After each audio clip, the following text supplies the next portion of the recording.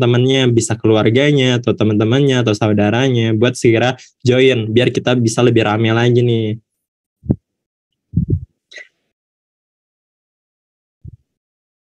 Baik, tanpa berlama-lama lagi, izinkan saya untuk langsung memulai rangkaian acara petasan pada pagi hari ini. Assalamualaikum warahmatullahi wabarakatuh. Salam sejahtera bagi kita semua. Shalom, Om Swastiastu, Namo Buddhaya, dan salam kebajikan. Selamat pagi dan selamat datang kepada seluruh peserta petasan 2 Baksos Lakesma FKUB 2022 pada hari ini. Terima kasih banyak sudah menyempatkan waktunya untuk hadir di acara hari ini melalui live Instagram di akun resmi Lakesma FKUB. Sebelumnya, izinkan saya memperkenalkan diri terlebih dahulu. Saya Muhammad Arkun dari Program Studi Kedokteran 2020, selaku Master of Ceremony yang akan memandu jalannya acara pada hari ini. Sebelum memulai agenda pada pagi hari ini, alangkah baiknya jika kita bisa mengawalinya dengan berdoa terlebih dahulu. Berdoa menurut agama dan kepercayaan masing-masing dipersilahkan.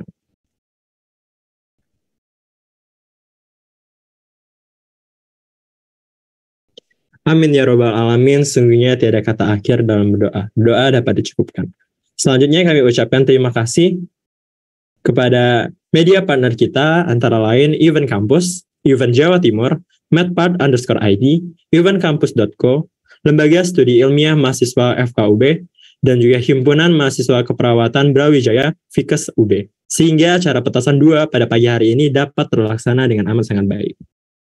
Izin mengingatkan juga kepada seluruh teman-teman peserta yang sudah bergabung di live Instagram untuk dapat mengisi presensi yang akan dibuka saat akhir agenda pertanyaan inti nantinya. Teman-teman juga jangan lupa untuk mengisi ya, karena presensi juga akan ditutup pada agenda penutupannya nanti. Baik, sebelum kita masuk ke agenda intinya, kita bisa perkenalan dahulu nih dengan kakak moderator kita yang amat sangat keren yang akan memandu jalannya talk show pada pagi hari ini. Nah, akan saya bacakan CV-nya. Untuk moderator kita yang sangat luar biasa pada hari ini, sudah mengikuti berbagai macam kegiatan dan telah mendapatkan beberapa macam penghargaan. Salah satunya yaitu pernah menjadi juara 2 lomba dakwah Sejabodetabek pada tahun 2017. Lalu pada tahun 2021, moderator kita pernah menjadi finalis PIMNAS 34 Universitas Sumatera Utara. Dan di tahun yang sama pula, beliau juga menjadi juara terbaik 3 lomba dakwah Dies Natalis UB 59 UAKI UB. Nah, selain mendapatkan banyak sekali penghargaan dari lomba, kakak ini juga sangat aktif dalam organisasi nih. Nah, salah satunya yaitu menjadi Ketua Umum Lembaga Kerohanian Islam FKUB sejak tahun 2022 hingga sekarang, dan juga telah menjadi anggota Lakesma sejak tahun 2020. Tanpa berlama-lama lagi, langsung saja kita sambut kakak moderator kita, Kak Panca Agniaruhu Alfayan. Selamat pagi Kak Panca. Ya, pagi Arkun. Iya, baik.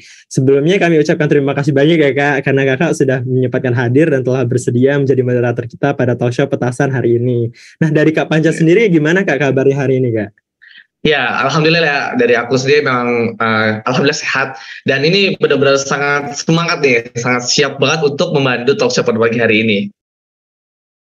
Oke, ngomong-ngomong soal semangat nih, berarti dari Kak Panca sendiri gimana? Udah gak sabar belum nih untuk memandu acara petasan pagi hari ini Kak? Ya tentunya udah gak sabar banget ya, soalnya dari temanya juga ini tuh benar-benar relate lah sama kita sebagai mahasiswa yang emang hidup di tengah-tengah digitalisasi gitu, jadi nggak bisa lepas dari yang namanya gadget dan media sosial itu sendiri. Nah, baik. Mungkin tanpa menunggu lama-lama lagi ya Kak ya, karena dari teman-teman peserta di live Instagram juga kelihatannya udah antusias banget. Langsung saja kami persilahkan Kak Panca selaku moderator untuk memandu agenda talk show pada pagi hari ini. Kepada Kak Panca, waktu dan layar dipersilahkan Kak. Ya, baik, terima kasih Arkon atas kesempatannya. Baik, selamat pagi teman-teman semua peserta live Instagram petasan 2 Lakesma FKUB. Nah, mungkin kita kenalan lagi ya. Assalamualaikum, perkenalkan Saya Panca selaku moderator petasan 2 yang akan memimpin jalannya agenda talk show pada pagi hari ini. Nah, dihimbau untuk para peserta agar dapat menyimak nih materi yang akan kita sampaikan atau yang akan kita bahas pada pagi hari ini.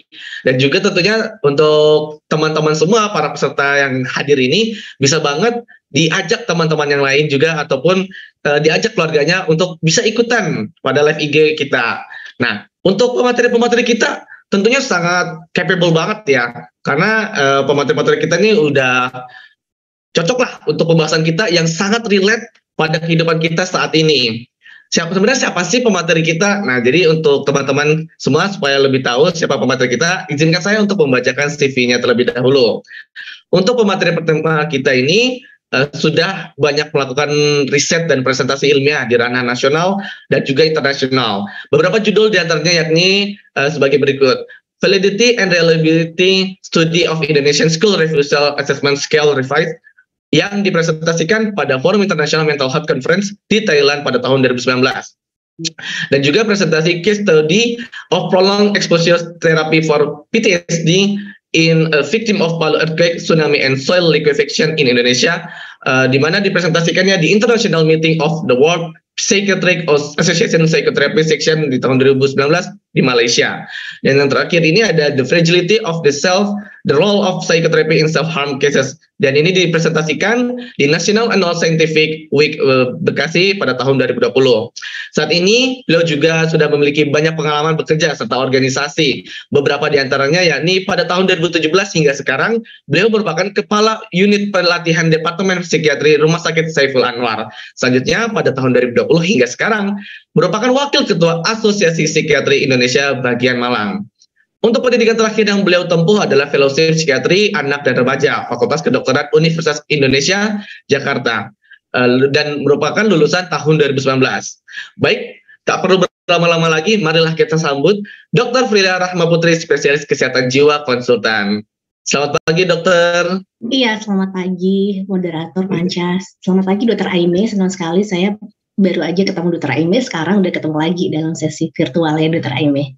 Dan terima kasih atas panitia yang sudah mempercayakan pada pagi hari ini sebagai pemateri. Baik, ya mungkin tadi juga kan dari Dr. Fria sudah menyebut Dr. Aime sebagai salah satu pemateri kita. Jadi saya izin untuk membacakan juga CV dari pemateri kedua kita, yakni Dr. Aime. Dan tentunya si pemateri kita yang kedua ini tidak kalah hebat juga ya dari pemateri kita yang satunya. Ya ini beliau juga melakukan banyak riset dan presentasi ilmiah, di mana beberapa judul diantaranya ini adalah beliau pernah menjadi pembicara makalah bebas etika penjemputan pasien gangguan jiwa di Konferensi Nasional ke-7 PDSKJI pada tahun 2013, dan beliau merupakan narasumber dalam workshop skizofrenia dan keterampilan pendampingan ODS. Untuk karya ilmiah yang lainnya, ini ada pengaruh stressful life event terhadap gejala depresi pada orang dengan epilepsi di URJ Epilepsi RSUD Dr. Sutomo pada tahun 2015, dan rasa kesepian dan depresi pada lansia di Panti Werda Hargo Dedali di tahun 2013. Adapun beliau juga menerbitkan buku dengan judul Lebih Dekat dengan Skizofrenia yang diterbitkan pada tahun 2015. Untuk riwayat pekerjaannya, beliau pernah menjadi psikiater di Rumah Sakit Jiwa Menur pada tahun 2017 hingga 2019, dan dari tahun 2016 hingga sekarang beliau merupakan psikiater di National Hospital. Untuk pendidikan terakhir beliau ini, beliau menempuh program pendidikan dokter spesialis di Universitas Airlangga dan merupakan lulusan tahun 2016. Baik, tanpa berlama-lama lagi kita sambut pemateri kedua kita, yakni Dr. Aime Nugroho, spesialis kesehatan jiwa. Selamat pagi, Dr. Aime. Selamat pagi, Panca. Selamat pagi, peserta petasan 2. Selamat pagi, Dr. Frilia. Senang sekali bisa satu panggung bersama dengan Dr. Frilia di hari ini. Ini sehat-sehat semua ya. Alhamdulillah. Alhamdulillah. Gitu. Jadi saya juga ingin bertanya terlebih dahulu dari Dr. Frilia dan Dr. Aime ini tentunya sedang dalam kondisi yang sehat, nggih? Sehat. Alhamdulillah. Ya, baik. Nah, sebelum lanjut ke talk show-nya, dokter, ini kan kita petasan 2 ini kita membahas tentang detoksifikasi media sosial. Nah, mungkin mau tahu dulu nih pendapatnya dari dokter-dokter sekalian itu terkait tema yang akan kita bahas itu seperti apa ya? Mungkin dari Dokter Prilia bisa menyampaikan gitu. Iya, dengan area kekinian pastinya kita juga berusaha mengangkat isu-isu yang memang relate ya dengan kita semua, di mana sekarang eranya era digitalisasi dan itu kita tidak terhindarkan, sehingga pada kesempatan yang baik ini kita juga bisa lebih memahami bersama, lebih mengetahui ya gimana sih cara menggunakan media sosial secara bijak, kemudian future-nya untuk di masa depan, di masa-masa mendatang itu akan seperti apa gitu penggunaan di masa penggunaan sosial media di era digitalisasi seperti itu. Baik, Dokter Frida, terima kasih. Selanjutnya mungkin dari Dokter Aimee terkait tema kita ini, bagaimana nih, Dokter? Ya, jadi sosial media sepertinya tidak dapat dihindarkan ya dari kehidupan kita ya, apalagi kalau anak-anak muda sekarang kayaknya kalau nggak pegang sosmed, terutama yang cewek-cewek ya, kalau cowok kayaknya lebih jarang ya untuk ngonten sosial media. Tapi kalau untuk cewek-cewek, apalagi usia muda, generasi Z ini sepertinya sudah sangat dekat dengan sosial media, sehingga dampaknya terhadap kesehatan mental tentunya tidak dapat kita abaikan. Karena seperti pedang bermata dua, sosial media bisa menjadi suatu hal yang baik buat kita tahu update tentang dunia luar, tetapi juga bisa menjadi hal yang buruk kalau kita membandingkan hidup kita dengan orang lain. Seperti itu, Panca. Ya, baik. Terima kasih Dokter Aimee atas tanggapannya. Nah, dari penjelasan tersebut, teman-teman pasti sudah tahu dong bahwa tema kita tuh benar-benar relate dan penting banget untuk kita ketahui nih. Jadi, sebelumnya Dokter Aimee dan Dokter Frida, izinkan saya untuk memberikan pendahuluan dulu, agar nanti teman-teman bisa lebih terarah lagi nih tentang talk show yang akan kita bahas. Jadi, seperti yang teman-teman ketahui bahwa kita kan akan membahas tentang detoksifikasi media sosial, dan tentunya teman-teman juga harus tahu nih apa sih medsos dan sebagainya. Tapi mengingatkan juga nih sebelum kita berlanjut, untuk teman-teman bisa banget langsung ajak yang lainnya untuk hadir dan juga menonton sama-sama live Instagram kita ini, supaya teman-teman tuh gak cuman satu orang aja yang dapat, tapi banyak yang mendapatkan manfaat dari talk show kita pada pagi hari ini. Dan tentunya nanti akan ada sesi Q&A yang teman-teman bisa bertanya langsung kepada pemateri-pemateri kita, dan untuk teman-teman semua bisa mengakses pertanyaannya atau mengirimkan pertanyaannya pada fitur Q&A yang ada di IG Lakesma FKUB. Baik, untuk pendahuluannya nih ya, tadi saya sudah sempat mention tentang media sosial. Definisinya ya, tentunya teman-teman sudah paham lah bahwa media sosial itu merupakan salah satu platform yang bisa kita gunakan untuk sebagai fasilitas agar kita bisa berkomunikasi dan membagikan konten-konten ya, berupa bentuk tulisan, foto, ataupun video. Tentunya teman-teman sudah banyak yang tahu ya bahwa banyak sekali medsos yang ada seperti Facebook, Instagram, lalu juga ada Twitter, ada YouTube, bahkan juga ada TikTok yang lagi rame-ramenya saat ini nih. Nah, untuk tujuan utama medsos sendiri sebenarnya sangat bagus ya, karena medsos ini merupakan cara kita untuk mendekatkan yang jauh menjadi lebih dekat. Ya, kira-kira sama lah seperti lagu ya, jauh di mata, dekat di hati. Tapi kalau untuk medsos ini, jauh di mata, dekat di layar. Nah, jadi sebenarnya itu sangat bagus. Adapun fungsi lainnya nih, teman-teman, bisa memperluas lingkar pertemanan, bahkan menambah wawasan dan informasi. Kalau dari saya pribadi, menggunakan Instagram tuh saya juga bisa mencari-cari info-info kayak info politik ataupun info kesehatan lainnya, hanya sebatas scrolling IG.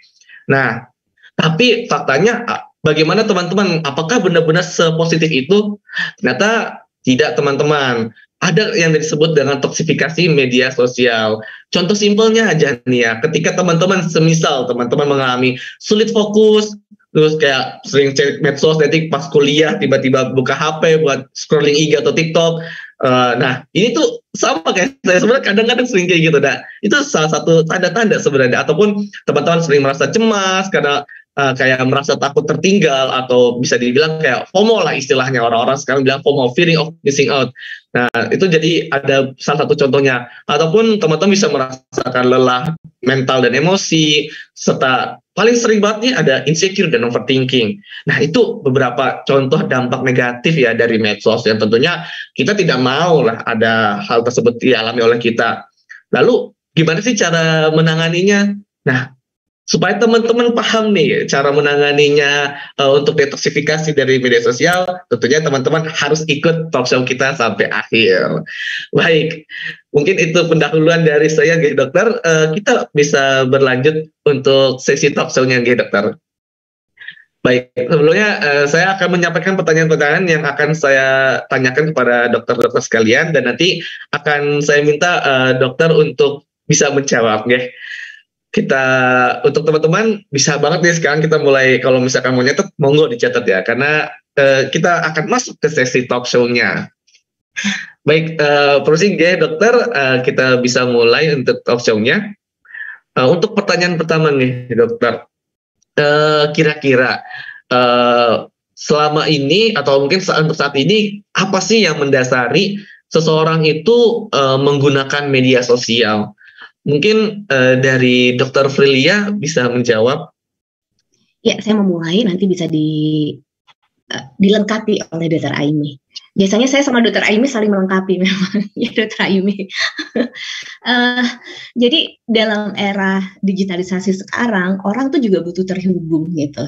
Kita tahu bahwa media sosial itu adalah media yang platformnya kan bersifat online ya, di mana penggunanya itu bisa berpartisipasi gitu secara aktif gitu ya, bisa sharing, bisa mengisi atau memproduksi sesuatu ya, misalkan creating something seperti misalkan ngisi blog dan sebagainya gitu, dan cara mereka berkomunikasi juga. Dan yang paling penting dalam banyak suatu kondisi gitu ya, seseorang itu butuh untuk terhubung dengan orang lain gitu, sehingga media sosial ini tentunya memang yang jadi pasti sebenarnya mereka tuh menggunakan tujuannya itu untuk suatu tujuan yang positif gitu. Namun dalam berjalannya waktu gitu, karena kurangnya memanage gitu penggunaan dari media sosial itu sendiri, nah kontribusinya itu jadi out of the track, sehingga banyak hal-hal yang sebenarnya bisa menjadi kontribusi positif, tapi karena tidak digunakan secara bijak dan bertanggung jawab, maka penggunaannya tersebut justru punya kontribusi yang negatif. Ya, baik Dokter Priya. Nah itu teman-teman ya, sebenarnya positif, tapi karena nggak bijak malah jadi negatif. Mungkin dari Dokter Aimee bagaimana nggih dokter untuk tambahannya? Ya, benar sekali apa yang dikatakan oleh Dokter Frilia ya. Jadi kalau kita tahu, menurut hierarki kebutuhan Maslow, kita itu memiliki 5 kebutuhan dasar agar bukan hubungan hidup kita menjadi bahagia ya. Itu seperti piramida, yang paling bawah harus terpenuhi dulu hingga kita bisa mencapai ke atasnya. Nah, yang paling bawah adalah kebutuhan fisik, yang kedua adalah rasa aman, dan yang ketiga adalah cinta, atau yang tadi disebut oleh Dr. Frilia, keterhubungan kita dengan orang lain ya. Yang keempat itu respect, dan yang kelima aktualisasi diri. Nah, sebenarnya di dalam sosial media yang dicari itu adalah cinta itu tadi. Cinta itu kan nggak harus kita dengan pasangan ya, tapi kita dengan teman-teman.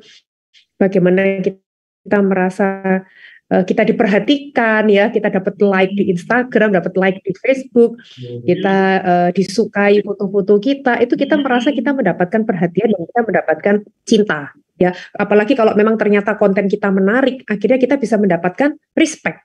Yang keempat tadi yang dibutuhkan dari Maslow, dan yang terakhir aktualisasi diri, ketika kita bisa mendapatkan yang terbaik ya.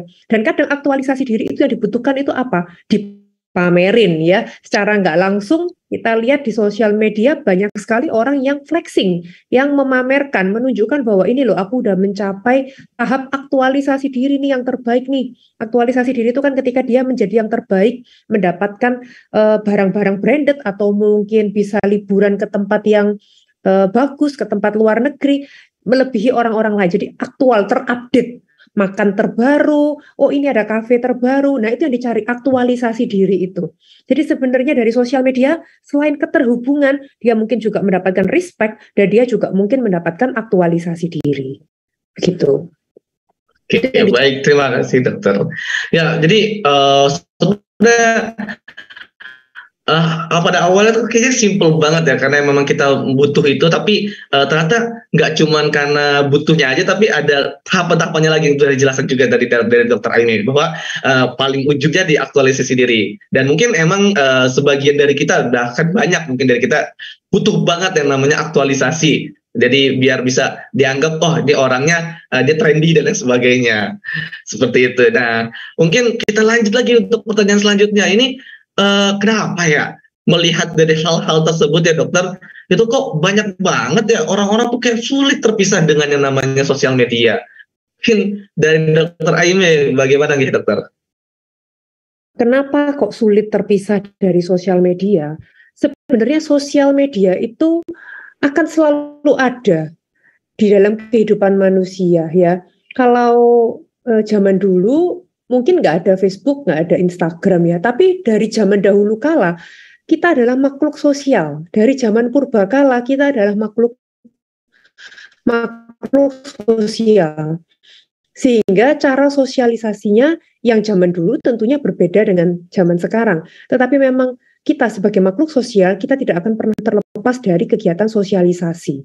Ya, kalau zaman saya dulu masih kecil, saya masih ingat itu orang tua saya tuh masih zamannya radio yang kayak breaker atau apa gitu. Jadi kayak halo, ini kopi di sini kopi gitu kan. Kalau zaman dulu nama samaran ya, kopi di sini gitu kan. Kalau kemudian pada zaman dulu masih belum ada handphone, itu masih pakai pager ya kan. Itu juga merupakan sarana untuk tetap terhubung dan bersosialisasi. Kemudian berkembang lagi, kita sudah mulai ada telepon genggam. Itu kalau zaman saya ya, zaman dulu banget malah mungkin nggak ada telepon ya, orang masih pengirimnya pakai kirim surat ya kan. Tapi sebenarnya itu hanyalah perbedaan sarana, perbedaan medianya aja.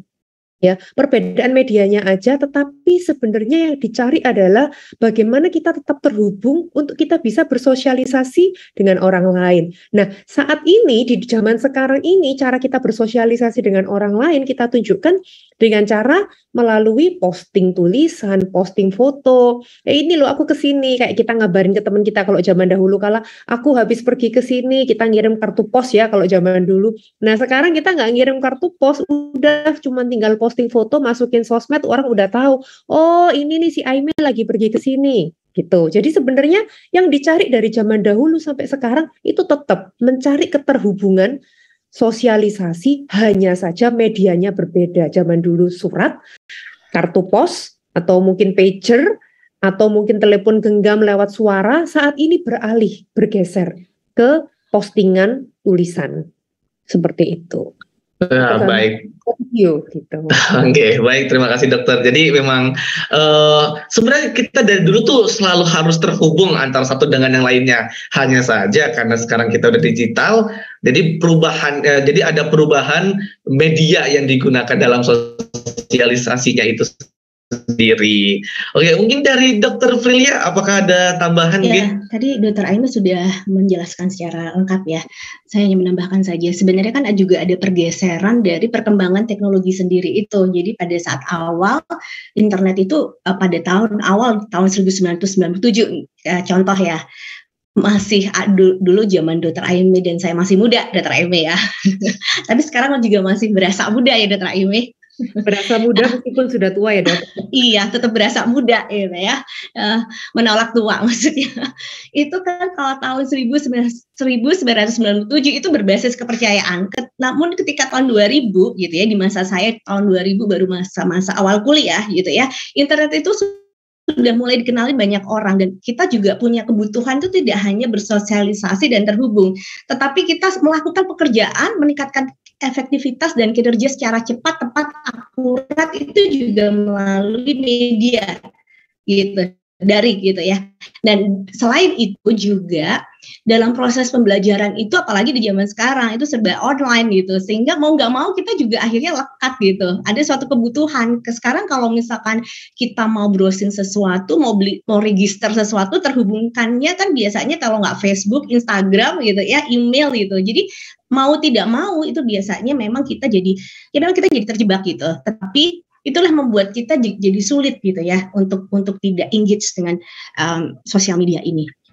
Ya, baik, terima kasih Dokter Filia. Jadi memang ya ada perubahan zaman lah ya kan, dimana kita yang awalnya harus surat menyurat, sekarang udah mulai terkoneksi dengan internet dan semuanya lebih mudah. Jadi ya bukannya tidak bisa terlepas, tapi memang karena ada, kita tuh selalu butuh yang namanya sosialisasi. Cuman ya medianya berubah dari yang awalnya surat-suratan, sekarang kita menjadi lebih mudah lagi dengan digital ini.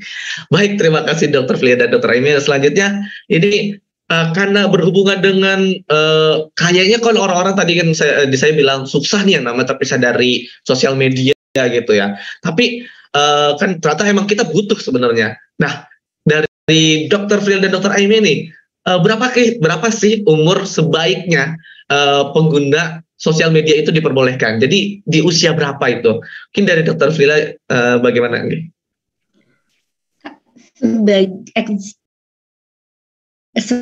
Terkait dengan ekspertisi saya sebagai psikiater anak dan remaja, jawabannya sedini mungkin jangan dikasih gitu.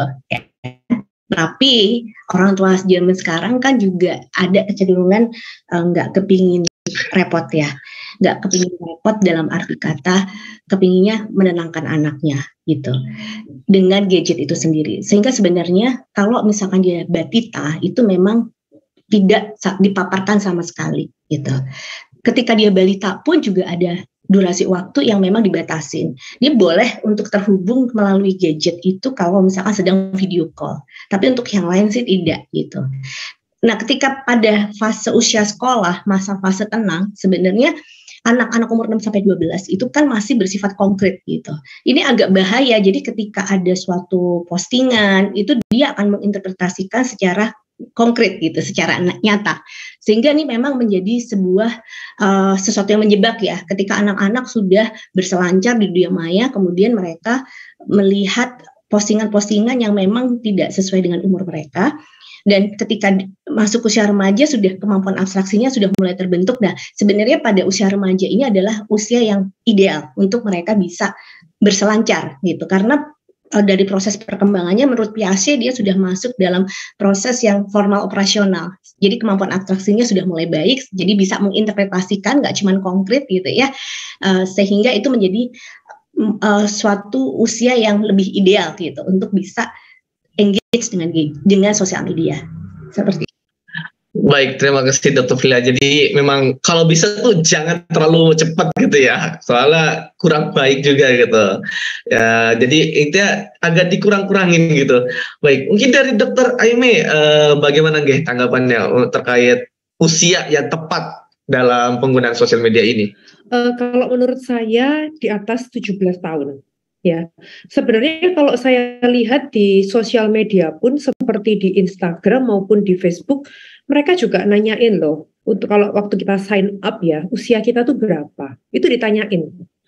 Karena memang mereka juga nggak mau dampak dari sosial media ini membawa dampak buruk. Kok bisa ada dampak buruk? Ini saya cerita kasus nyata dari pasien saya ya. Anak usia SMP kelas 1, dia sudah memiliki sosial media, memiliki Instagram, kemudian dia di sana dideketin sama cowok nggak dikenal gitu kan, bilangnya mau nggak aku kasih follower, jadi ada jasa naikin follower gitu kan, dikasihlah, ini aku naikin nih followermu nih, gitu kan, kemudian dia seneng, nah kemudian mau nggak aku tambah lagi follower, kalau mau kirim dong foto wajahmu, awalnya gitu, dikasih tuh kirim foto wajah, habis gitu mulai tuh kirim dong foto bajumu gitu kan, terus akhirnya mulai disuruh buka baju dan terakhir sampai foto kekemaluan. Itu kejadian nyata di pasien saya, hingga akhirnya ketahuannya itu karena untungnya Instagramnya anak ini masih terhubung dengan Instagramnya mamanya, sehingga akhirnya mamanya bisa message yang ada di Instagramnya dan kagetlah mamanya karena sang anak sudah mengirimkan foto-foto dari private partnya ke orang yang nggak dikenal, yang mungkin ya pedofil ya, dan ya cenderung abusive terhadap kekerasan seksual gitu kan. Akhirnya sampai berlanjut ke kasus di kepolisian. Jadi kita nggak bisa kontrol di sosial media itu apa yang bisa terjadi. Jadi sebisa mungkin memang di atas usia 17 tahun. Ya, jangankan yang anak-anak. Kalau kita tahu, kita yang dewasa aja pernah nggak kita digoda-goda sama cowok atau cewek nggak dikenal? Banyak loh. Aku aja udah emak-emak berusia, udah beranak 2 gini aja masih sering lo dapat DM Instagram, "Hai, you look beautiful, bisa kenalan nggak?" dan lain sebagainya, yang mana yang nggak pernah saya tanggapin. Tapi coba kalau saya tanggapin, itu bisa berujung kemana kita nggak tahu kan? Bisa ke penipuan kah? Bisa juga akhirnya ke sexual abuse dan lain sebagainya. Kita kan nggak pernah tahu. Dan saya juga pernah mendengar juga bahwa kalau yang cewek atau cowok yang ganteng, yang seksi, sering tuh ada orang yang nggak dikenal kirim foto private partnya ke Instagram DM-nya gitu. Jadi buat gangguin. Nah, itu kan berbahaya sekali kalau seandainya masih anak-anak. Karena mereka nggak tahu masih mana yang buruk dan mana yang baik. Sehingga tentunya itu masih harus di dalam pengawasan dari orang tua. Jadi kalau saran saya sebaiknya di atas 17 tahun. Ya, baik. Terima kasih Dokter Aimee. Ya, jadi memang karena kebijakan dari media sosial juga sebenarnya itu dalam setiap kita sign up harusnya usia 17 ke atas sudah baru bisa sign ya. Jadi untuk teman-teman peserta nih, jadi kalau misalkan nanti punya anak atau mungkin ada keponakannya, jangan kalau bisa tuh diarahinnya tuh jangan pas kecil udah pegang sosial media gitu. Jadi usahakan ya memang sesuai dengan umurnya lah gitu, karena khawatir kejadian-kejadian yang tidak diinginkan seperti yang dijelaskan tadi itu terjadi. Dan kebetulan Dokter Aimee, dan ini kejadiannya ada juga teman saya sih ya, tapi dia laki-laki jadi agak digoda juga sama laki-laki lain gitu. Ya ini laki-laki aja bisa digodain gitu kan, apalagi yang perempuan juga gitu. Jadi ya harus hati-hatilah gitu kan dalam sosial media gitu. Jadi emang harus kita menyesuaikan untuk umur-umur yang kita siapa aja yang sudah pantas menggunakannya itu diarahkan gitu ya. Baik, selanjutnya dokter, untuk pertanyaan selanjutnya, apakah ada sesuatu yang terjadi jika seseorang itu tidak menggunakan sosial media? Maksudnya tuh sesuatu ketika orang tuh nggak menggunakan sosial media sendiri tuh tidak menggunakan sosial media, apakah ada dampak buruknya ataupun bahkan menjadi dampak positif? Mungkin dari Dokter Frilia bagaimana? Tergantung ini ya, kebutuhan orang tersebut ya. Ada yang memang nggak membutuhkan itu gitu. Jadi tergantung bagaimana mereka memaknai kebutuhan tersebut. Karena juga sosial media ini bukan berarti kalau misalkan nggak terhubung itu juga rugi, nggak juga sebenarnya gitu. Ada juga orang yang akan merasa lebih tenang, lebih sehat gitu ya, karena mereka nggak terlalu harus mikirin, nggak terpreokupasi, nggak obsesif gitu ya, berselancar kemudian harus kepo, ngecekin satu-satu gitu setiap ada postingan, terus kemudian dia merasa kok dia udah dapat pencapaian seperti itu, saya enggak gitu ya. Mungkin hidupnya jauh lebih tenang gitu. Karena sosial media sendiri kan jadi agak mengaburkan ya. Jadi sisi kemanusiaannya itu juga hilang gitu, karena orang jadi nggak kontak dengan realita, dengan kehidupan sosial yang sesungguhnya gitu. Jadi semua itu berjalan secara virtual gitu, sehingga ada part-part yang sebenarnya ketika seseorang itu menganggap bahwa kebutuhan media sosial itu bukan suatu hal yang utama, ya nggak apa-apa juga gitu. Tapi kan ada juga orang yang menganggap itu penting gitu untuk eksistensi, terutama ya eksistensi, kebutuhan sosial, kebutuhannya untuk dia bisa terhubung gitu. Tapi bukan berarti kita tutup mata ya gitu. Kita perlu juga mendapatkan asupan gitu. Sehingga ada hal-hal yang kita tetap harus terhubung dengan media. Mungkin nggak harus Instagram, Facebook seperti itu ya, platform-platform seperti itu, tetapi platform YouTube itu menurut saya banyak juga konten-konten edukatif gitu, yang bisa mengedukasi kita gitu ya. Jadi tergantung, kalau misalkan orang itu punya kebutuhan YouTube kayak Dokter Aimee itu kan selebgram gitu ya, terus kemudian punya konten-konten edukatif di YouTube gitu. Mungkin kalau Dokter Aimee memang fasih gitu ya untuk berselancar di sosial media, penggunaan teknologinya juga oke gitu. Mungkin saya termasuk yang kurang gitu. Saya kurang engage dengan sosial media. Saya kepingin ya udah deh adem-adem aja gitu ya. Terus kemudian tapi saya tetap harus bisa untuk terhubung gitu loh. Jadi tetap harus tahu, harus melek gitu apa yang sedang up to date, yang apa sedang in gitu ya. Berita-berita apa sehingga kita tetap bisa menambah wawasan gitu. Kalau dari saya yang kurang gitu ya, kurang aktif di sosial media mungkin seperti itu. Jadi pertanyaannya nggak ada dampak negatif ya buat saya gitu. Ini karena saya nggak terlalu menganggap itu sebuah kebutuhan penting gitu. Tapi berbeda dengan Dokter Aimee karena memang Dokter Aimee menggunakan sosial media itu untuk tadi ya, untuk konten-konten edukatif dan sebagainya. Saya pikir bergantung pada kebutuhan masing-masing seperti itu.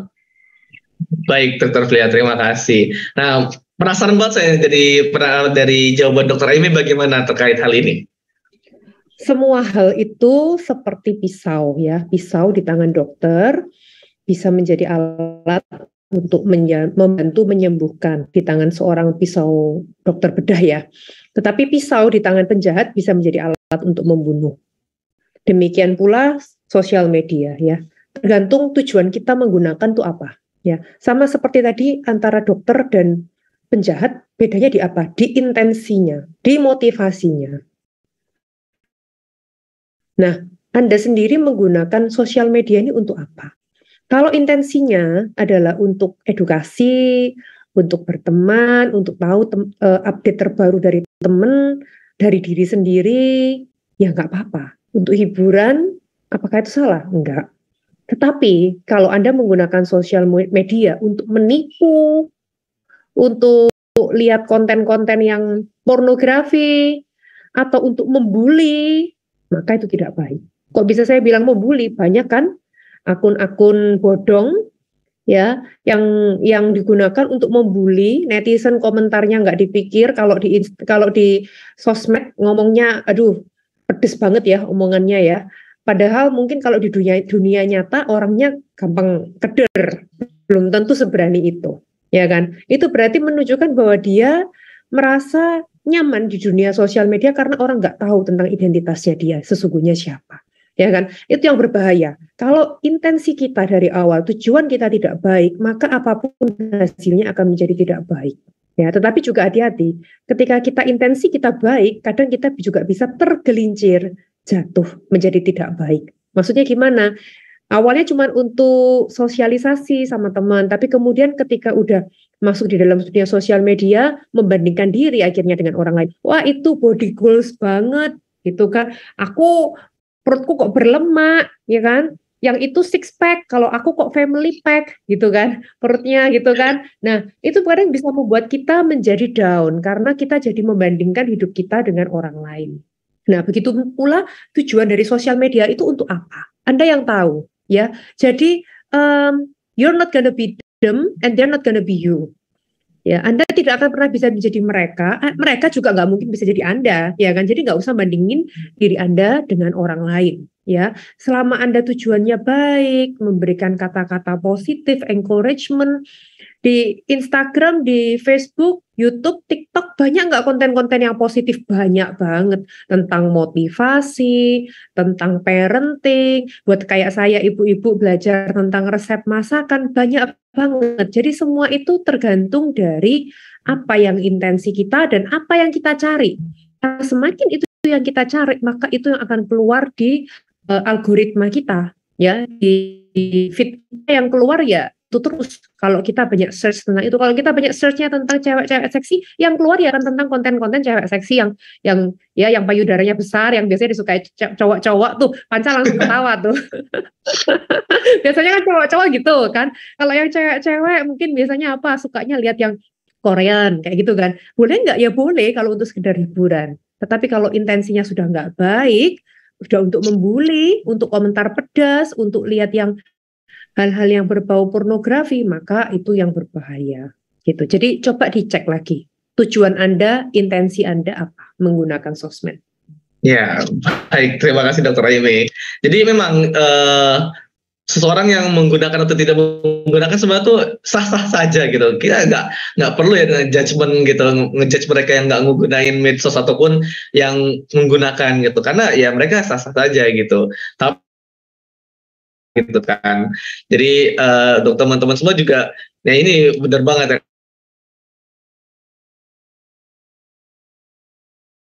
Semua alhamdulillah gitu. Jadi kalau konten-konten perempuan-perempuan itu sangat jarang.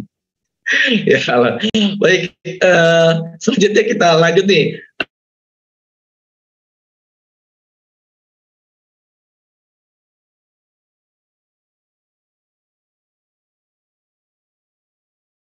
Pertanyaannya itu seperti ini dokter.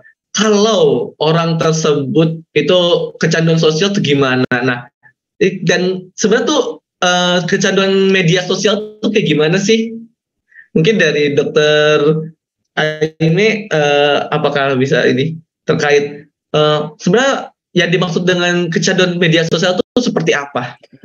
Ya, jadi kecanduan media sosial itu sebenarnya kalau kita sudah menggunakan media sosial secara berlebihan, ya, secara berlebihan sehingga akhirnya daily activities kita, kewajiban kita jadi terganggu. Ini saya ambil ya dari social media addiction skill. Ada beberapa kriteria, coba saya bacakan ya.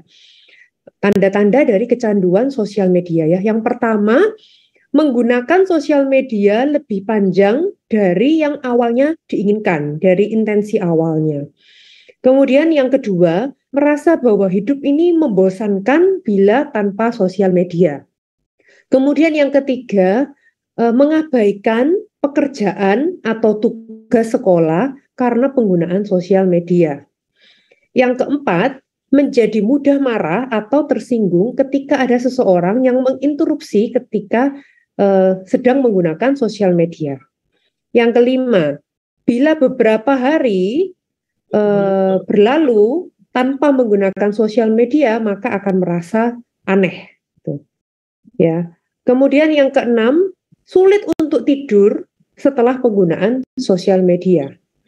Yang berikutnya, akan marah bila harus mengurangi waktu bermain sosial media. Kemudian keluarga komplain karena seringnya penggunaan sosial media. Nilai di pelajaran menurun karena penggunaan sosial media. Saat menyetir atau mengemudi menggunakan sosial media. Sering membatalkan pertemuan dengan teman karena menggunakan sosial media. Kemudian, sering memikirkan tentang apa yang terjadi di sosial media ketika sedang tidak menggunakan. Jadi, takut ketinggalan updatean gitu ya. Dan yang terakhir, riwayat penggunaan jam penggunaan sosial medianya sangat meningkat secara signifikan sejak pertama kali menggunakan sosial media. Gitu. Ya, baik. Terima kasih Dokter Aimee. Jadi ini kayaknya itu beberapa ciri-cirinya malah ada di saya gitu ya. Kayaknya ini saya yang harus melakukan detoksifikasi untuk media sosial nih, karena terutama masalah penggunaan media sosial kalau lagi jalan kendaraan itu astagfirullah, ini emang harus dicegah ya, karena itu juga bahaya ya dokter, karena itu bisa mengakibatkan kecelakaan juga. Iya, mungkin mau tahu nih pendapat dari Dokter Filia bagaimana nggih dokter? Ya, tadi Dokter Aimee sudah membacakan secara lengkap ya dari kriteria diagnostik itu. Saya hanya meng-highlight kalau kita bicara tentang adiksi, maka memang harus ada komponen withdrawal dan juga toleransi. Maksudnya gimana? Jadi kalau misalkan tadi disebutin sama Dokter Aimee kan dijabarin gitu ya, cuman saya hanya menyimpulkan aja.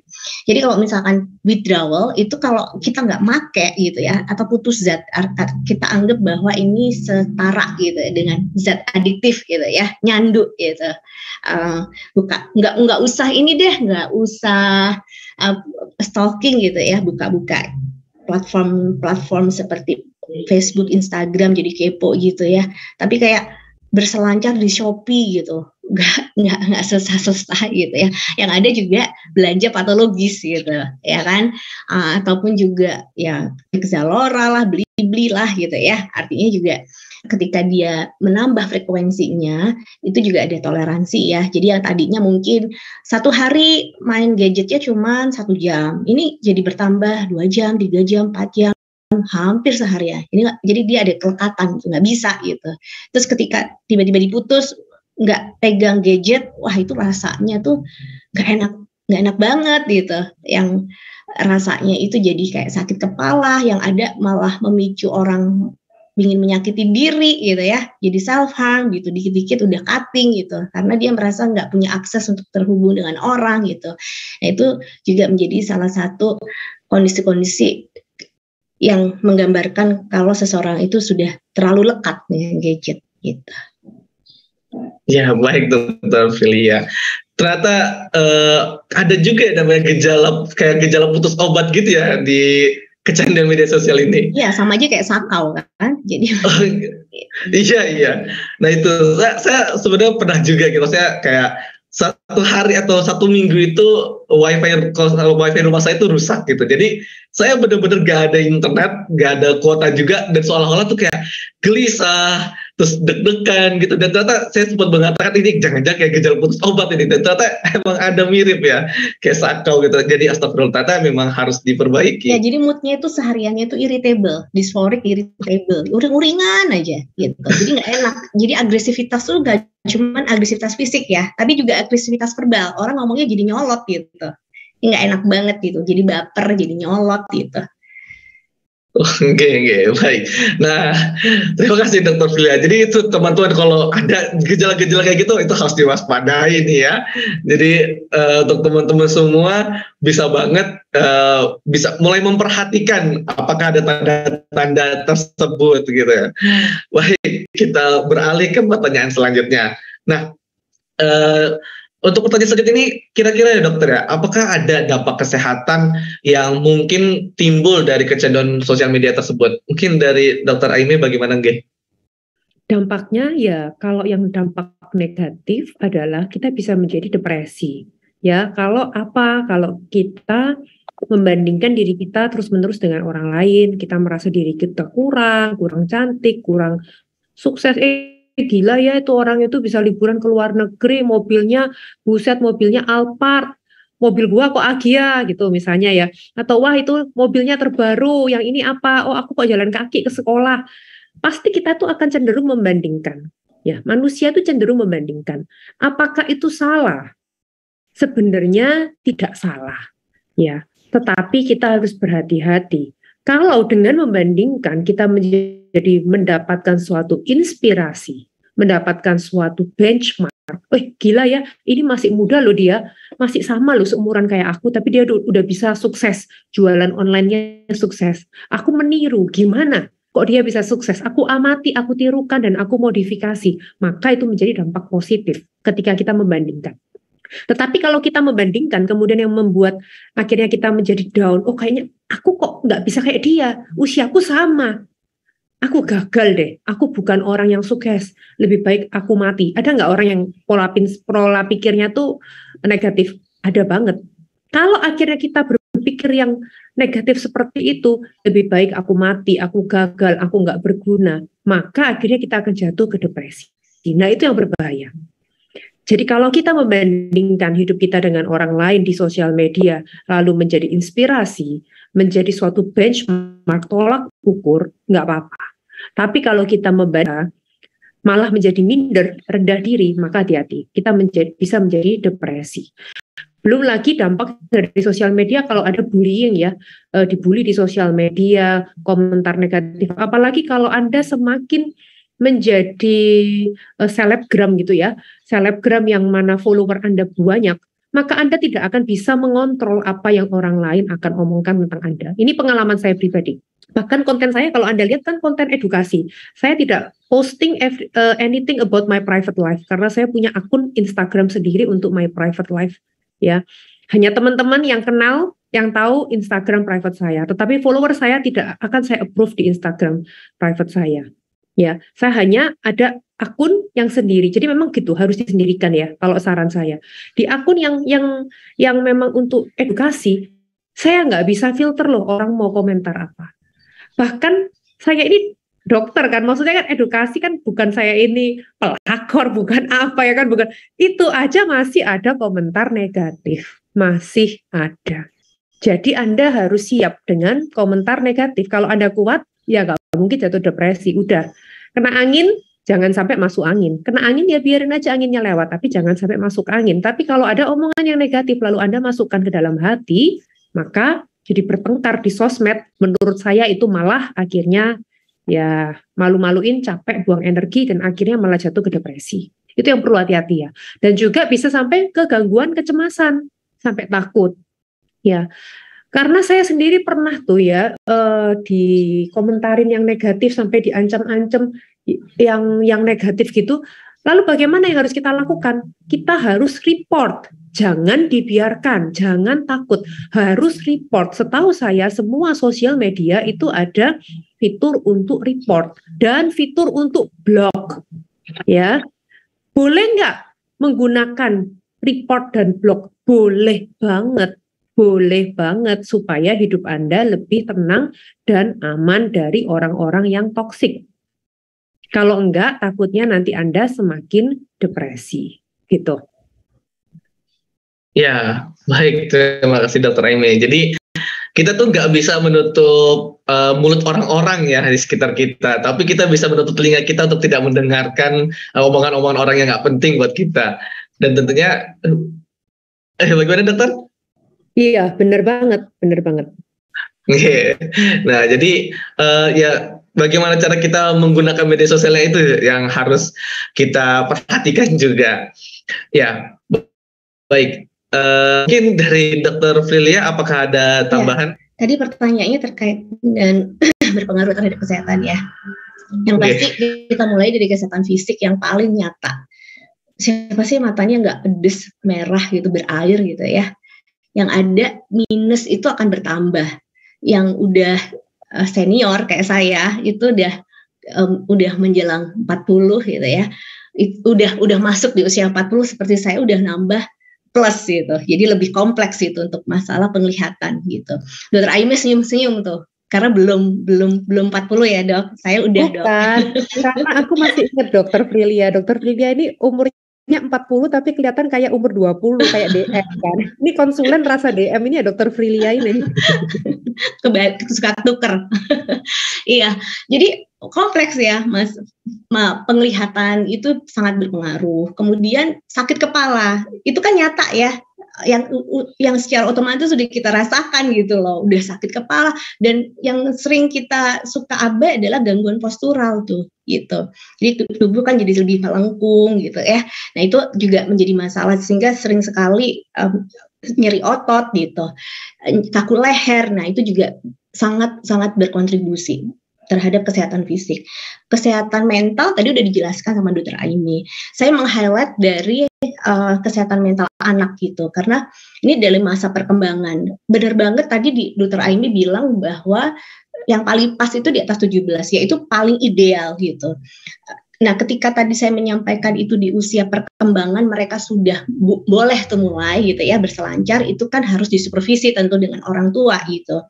Karena kalau usia remaja tetap dalam pengawasan. Nah, untuk anak remaja ini sangat kompleks tuh terkait dengan isu-isu gadget ini ya. Maksudnya dalam arti kata sering sekali anak itu saking lekatnya dengan gadget, mereka tidak bisa membagi waktu. Jadi mereka jadi lebih memprioritaskan untuk berselancar di sosial media sehingga tugas-tugasnya menjadi terabaikan sehingga berpengaruh terhadap penyelesaian tugas. Tentunya ketika penyelesaian tugas itu tidak terselesaikan dengan baik, performa akademiknya juga berpengaruh dong gitu, sehingga tidak bisa mencapai performa akademik yang adekuat gitu. Dan itu pengaruhnya sangat besar sekali. Dan itu dari segi prestasi atau pencapaian akademik. Karena kalau kita melihat, kita mendiagnosis seseorang mengalami gangguan mental atau gangguan jiwa, gangguan psikiatri, dia memang kita harus mengukur juga seberapa besar pengaruh gangguan tersebut terhadap fungsi sosial, fungsi pekerjaan untuk orang dewasa, dan untuk anak ini terkait dengan fungsi akademik gitu. Jadi anak selain tadi prestasi akademiknya nggak mumpuni gitu ya, ketinggalan, gangguan atensinya juga semakin berat gitu ya, karena dia juga mudah terdistraksi gitu. Jadi dia nggak bisa fokus, tidak bisa konsentrasi, ada kecenderungan preokupasi. Apalagi kalau misalkan sudah masuk dalam tingkat adiksi, tentu tadi ada withdrawal, ada toleransi. Jadi anak akan semakin lekat, justru jam berselancar di sosial media, di gadget itu akan semakin lebih intens gitu. Nah, kalau sudah seperti itu, akan sangat berpengaruh terhadap emosi dan perilaku. Tadi yang seperti Panca bilang ya, kok itu pengaruh banget ya ke moodku gitu ya. Sama, anak-anak jadi lebih agresif, lebih secara verbal, lebih uring-uringan. Bahkan mereka juga cenderung di kemudian hari sangat berpotensi mengalami suatu kondisi yang memang mereka terisolasi ya. Artinya mereka susah untuk bersosialisasi. Tapi bukan berarti antisosial ya, karena kalau saya juga mau mengoreksi ini, banyak sekali dari kalian yang hampir kebanyakan suka salah naming, labeling bahwa aku ansos gitu. Padahal sebenarnya antisosial itu sebenarnya bukan tidak mau bersosialisasi, tetapi ada juga antisosial yang memang kecenderungan untuk melanggar aturan, kurang berempati, punya aturan sendiri. Ketika dalam suatu kondisi yang antisosial sangat berat, itu menjadi tendensi psikopatik gitu. Ya, yang sangat berat ya, antisosial yang sangat berat, sehingga berhati-hati dengan naming atau labeling bahwa saya ansos gitu. Jadi lebih cenderung kalau di bahasa psikiatriknya kita bilang lebih skizoid ya. Jadi lebih menarik diri gitu ya. Karena memang nggak punya kebutuhan gitu untuk bersosialisasi. Nah itu juga berpengaruh terhadap kepribadian yang rentan gitu. Itu sangat berpengaruh ketika mereka itu nggak bisa sendiri, ketika mereka itu harus butuh validasi dari orang yang kayak tadi Dokter Aime bilang kan, pengakuan, rekognisi gitu ya, supaya terlihat eksis gitu. Validasi itu menjadi sangat penting dan anak-anak remaja terutama yang sifatnya itu self image-nya itu kabur, tidak jelas, karena di masa-masa remaja terutama mereka masih nggak tahu tuh keakuannya siapa aku, jadi mereka akan cenderung untuk mengimitasi gitu apa yang ada di sosial media. Nah, maka dari itu banyak sekali kontribusi yang negatif yang kalau kita tidak bisa memanage penggunaan sosial media tersebut gitu. Ya, baik, terima kasih Dr. Aprilia. Jadi dampaknya tuh nggak cuma dari mental kita, tapi juga ngaruh ke ini ya, untuk fisik kita dan kesehatan yang lainnya juga. Dan mungkin untuk terutama kalau silakan untuk adik-adik kita yang masih kecil nih, kalau misalkan mereka udah mulai terkena atau terpapar media sosial, itu khawatir kalau misalkan dampaknya jauh lebih buruk ketimbang kita yang sudah dewasa. Yang dewasa aja bisa merasakan, apalagi yang masih muda gitu ya. Ya, baik. Terima kasih Dokter Fidea. Sebelum kita lanjut lagi, Dokter, untuk pertanyaan selanjutnya, dari saya izin mengingatkan kepada seluruh peserta live Instagram Petasan Baksos Lakesma 2022 diharapkan untuk mengisi presensi yang sudah tertera pada kolom komentar live IG dan bio Instagram @lakesma_fkub pada pukul 9.50 hingga 10.30. Jadi untuk teman-teman semua bisa melakukan presensinya ya. Dan kalau misalkan ada yang mau mengirimkan pertanyaan Q&A-nya itu nanti bisa banget dikirimkan di fitur Q&A yang ada di IG Lakesma. Baik, kita lanjutkan untuk pertanyaannya. Nah, tadi sebenarnya untuk dari Dr. Aime juga udah pernah menjelaskan terkait gejala seseorang yang mengalami kecanduan sosial media. Jadi ada beberapa listnya itu yang udah dijelaskan, dan mungkin yang ingin saya tanyakan lebih ke apa sih hal yang pertama harus kita lakukan ketika menyadari bahwa kita tuh ternyata memang kecanduan sosial media gitu. Mungkin dari Dr. Flilia bagaimana Dokter? Ya, prinsipnya kita melakukan desensitasi ya, itu nggak mudah gitu untuk melakukan desensitasi gitu, detoksifikasi, desensitasi itu kan bagian dari detox juga ya. Nah, dengan mengurangi frekuensi dan juga intensitas dari penggunaan sosial media itu sendiri gitu. Jadi kalau misalkan itu tadi, kalau toleransi itu kan dia jamnya atau penggunaannya kan semakin bertambah gitu ya. Nah kalau misalkan ini kita ngurangin, nggak mungkin misalkan anak yang tadinya itu seharian lihat sosial media gitu ya, pakai sosial media terus tiba-tiba kita ambil gadgetnya terus ya nggak boleh, itu pasti cranky gitu. Sehingga yang tadi itu kalau misalkan 10 jam per hari gitu, kita kurangin aja dulu 9,5, 9, 8, 7, 6, 5 gitu, akhirnya kan bisa berkurang. Dan nanti Dokter Aimi bisa juga memberikan perspektif dari general ya, artinya maksudnya yang dewasa. Saya fokus di anak gitu ya, anak dan remaja. Orang tua juga bisa memberikan reward and punishment. Dalam arti kata, misal kalau kamu hari ini sudah menyelesaikan PR kamu, maka kamu dapat bintang. Nah, nanti kalau misalkan dia dapat 1 minggu gitu ya, pakai yang short term dulu deh. Kalau misalkan 3 bintang, kamu dapat apa? Nanti itu dikomunikasikan sama anak, didiskusikan yang sudah disepakati gitu. Oh, aku mau beli misalkan rings gitu, atau apapun itulah di Indomaret gitu ya. Tapi kalau bintangnya 6 nanti aku dapat mainan, bintangnya 10 misalkan aku studi banding kemana gitu ya, keluar kota liburan, sehingga itu bisa memperkuat mencapai target perilaku yang diinginkan. Nah, itu salah satu kalau misalkan kita bekerja pada anak dan remaja. Mencari distraksi itu juga menjadi sangat penting. Peran-peran dari orang tua sebagai pendidik, sebagai anak itu kan mengikuti role modelnya ya, baik itu dari guru maupun orang tua. Jadi mereka juga harus mengajarkan bagaimana menggunakan sosial media dengan bijak gitu. Misalkan dalam penggunaan sosial media itu komputer diletakkan di pusat rumah itu dalam kondisi yang di ruang keluarga, di tempat yang ramai, jadi nggak ada akses yang private, yang anak itu akan nongkrong seharian di kamarnya yang terseklusi, nggak dalam pengawasan gitu.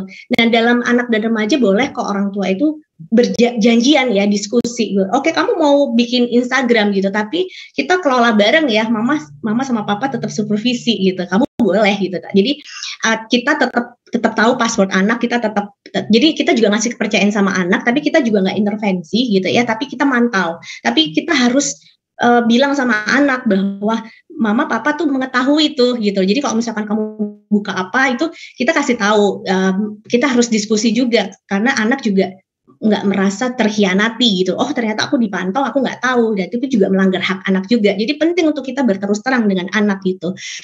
Ada cara lain yang memang bisa dilakukan ya. Kalau misalkan akunnya itu akun yang sifatnya itu dibuka, artinya maksudnya open access gitu ya, nggak dikunci, itu bisa juga teman kita, saya sebagai orang tua itu, kita akan minta tolong siapa gitu ya, untuk bisa follow anak kita, misal contoh ya, sehingga tetap mantau, jadi anak juga nggak berasa gitu ya. Itu juga bisa menjadi salah satu cara. Kemudian untuk konten-konten yang memang konten dewasa itu di off-kan ya, jadi anak nggak bisa mengakses konten-konten yang bukan sesuai dengan umur. Nah, itu salah satu yang bisa kita lakukan supaya anak tetap terjaga dan remaja. Untuk dewasa, Dokter Aimi nih, silahkan Dokter Aimi. Baik, mungkin dari Dokter Aimi bagaimana Dokter? Iya, jadi kembali lagi ya, kalau untuk dewasa, kembali lagi ke intensi. Intensi kita harus yang positif. Selama intensi kita positif, harusnya itu akan aman ya. Tetapi kalau memang kita udah sampai addicted ya terhadap sosial media, maka kita bisa, ada dua sih sebenarnya prinsip adiksi kan, cara untuk detox ada dua, mau cold turkey atau mau tapering off ya. Cold turkey itu langsung berhenti, langsung di turn off, langsung dimatikan sosmednya, namanya cold turkey, tapi pasti nggak enak banget dan gelisah, apalagi udah kebiasaan. Atau mau tapering off, pelan-pelan dikurangi. Pelan-pelan dikurangi, dari yang misalnya mungkin 1 hari 5 jam, mulai berkurang ke 1 hari 4 jam, kemudian minggu depannya lagi 3 jam, minggu depannya lagi 2 jam ya. Bisa pakai apa? Bisa dipakai handphone, itu kan ada namanya screen timer ya kan, itu sekarang udah ada kok. Jadi Anda bisa lihat berapa jam nih penggunaanku untuk selama minggu ini, itu bisa kedetek. Nah, dari sana aja Anda harus ada komitmen mau berapa jam penggunaannya. Gitu. Kemudian yang berikutnya ya minta tolong dari orang sekitar untuk mengingatkan seandainya sudah berlebihan gitu, dan jangan marah kalau seandainya diingatkan, karena semua itu sebenarnya untuk kebaikan. Ya, baik, terima kasih. Jadi untuk teman-teman semua para peserta live IG petasan dua ini bisa banget ya tuh didengarkan tadi cara-cara untuk mengurangi masalah kecanduan sosial medianya. Dan tentunya paling mudah kita mulai dengan mengurangi dulu screen time kita, karena ya tadi kalau misalkan udah terlalu lama nggak sehat untuk kitanya dari mungkin mata dan lain sebagainya, tapi juga untuk kesehatan jiwa kita juga akan berdampak negatif juga. Jadi coba dikurangi pelan-pelan dan ada tahapannya lah gitu seenggaknya. Baik, sebelumnya dikarenakan sudah waktunya kita udah cukup panjang nih kita melakukan talk show ini nggih dokter, dan ternyata kita sudah waktunya selesai untuk talk show pada pagi hari ini, sehingga kita akan masuk ke sesi break terlebih dahulu. Dan mungkin saya izin mengingatkan terlebih dahulu kepada para peserta live IG Instagram untuk bisa melakukan presensi pada link yang telah dikirimkan oleh panitia yang tertera pada kolom komentar live IG dan bio Instagram Lakesma_FKUB dari pukul 19.56 ini hingga pukul 10.36.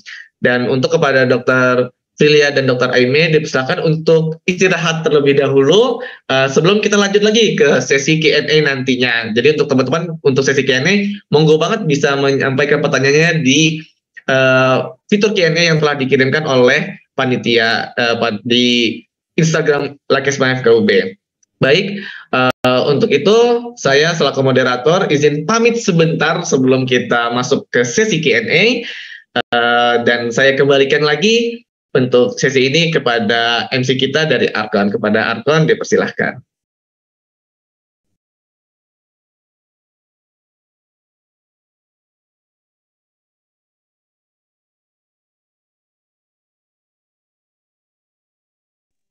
Baik, terima kasih banyak Kak Panca yang sudah membantu memimpin acara talk show pada hari ini.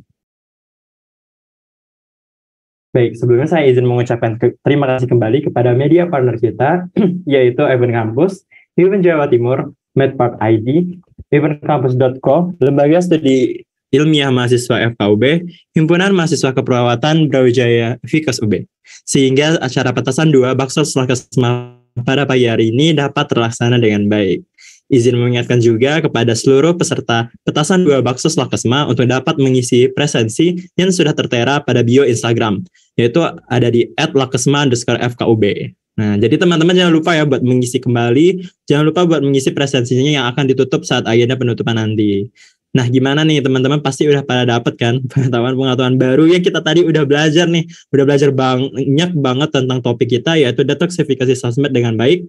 Bagaimana sih caranya mengelola sosial media kita agar menjadi bermanfaat, dan juga masih banyak lagi yang tadi kita udah dapatkan. Jadi kalau dipikir-pikir gak rugi-rugi banget lah bisa join petasan 2, bisa mengisi waktu luang di weekend ini. Nah, biar gak tegang-tegang banget, kita bisa lanjut ke agenda break ini, bisa dilalui juga dengan sesi games terlebih dahulu. Nah, buat teman-teman peserta yang sudah hadir, bisa banget nih buat join games kita, karena akan ada 2 orang pemenang yang beruntung, yang terpilih ini dapat hadiah menarik dari kakak panitia.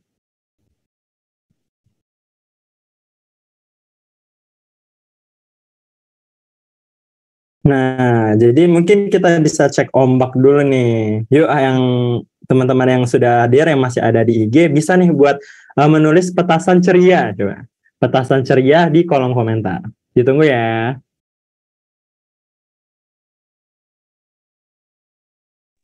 Oke, sudah dicek lagi.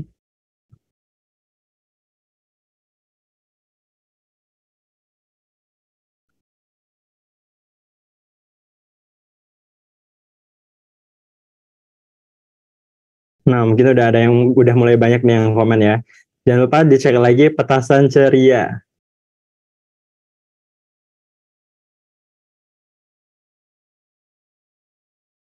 Oke, jadi udah banyak nih. Jadi untuk games pada pagi hari ini nih, dari saya akan membacakan sebuah pertanyaan. Nah, nanti dari teman-teman bisa buat mencoba menjawabnya atau menceritakan dengan menuliskan jawabannya itu di komentar teman-teman di live session kita. Jadi buat pertanyaannya bisa disimak baik-baik ya. Jadi pertanyaannya itu adalah, menurut teman-teman, mengapa sih penting bagi kita untuk detoksifikasi sosmed, dan juga menurut teman-teman bagaimana cara mengelola sosial media agar menjadi bermanfaat? Mungkin seperti itu pertanyaannya. Dari teman-teman udah bisa mulai typing nih jawabannya gimana. Oke, karena mungkin pertanyaannya tadi lumayan panjang ya, dari saya izin untuk mengulangin lagi, dari teman-teman bisa menyimak lagi nih pertanyaannya. Jadi untuk pertanyaannya itu adalah, menurut teman-teman, mengapa penting bagi kita untuk detoksifikasi sosmed, dan juga menurut teman-teman bagaimana cara mengelola sosial media agar menjadi bermanfaat. Oke, mungkin teman-teman udah mulai paham kan dengan pertanyaannya, bisa untuk mulai typing, mulai menuliskan ceritanya. Nah, sembari menunggu, mungkin dari saya bisa buat cerita dulu nih, dari pengalaman saya sendiri, dan bagaimana perspektif saya soal ini. Nah, menurut saya memang penting banget detoksifikasi sosmed, seperti yang udah dibahas di talk show tadi, karena sebagai generasi milenial dan atau juga generasi Z ya, yang memang sebagian besar aktivitasnya itu menggunakan sosmed. Nah, entah itu untuk urusan kuliah atau akademik, atau mungkin hanya mencari hiburan, buat berteman, segala macamnya. Habis dengerin materi tadi nih, udah paham sih bagaimana caranya mengelola sosial media kita, terutama sosial media pribadi saya, dan menjadikan sosial media yang kita pakai ini, yang saya pakai sebagai perantara itu untuk dapat membagikan hal-hal yang bermanfaat. Jadi memanfaatkan sosmed ini menjadi bermanfaat itu juga bukan buat diri kita sendiri, tapi lebih baik lagi juga dibagikan untuk hal-hal untuk orang lain juga. Seperti itu.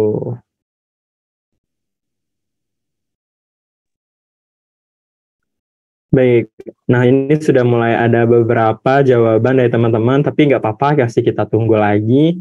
Jadi silahkan buat teman-teman bisa untuk mencoba menjawab, karena seperti yang udah saya sampaikan tadi di awal, buat teman-teman yang beruntung, yang ceritanya cukup menarik nih, bisa terpilih nih, buat mendapatkan hadiah, surprise dari panitia, dari kita sebagai panitia.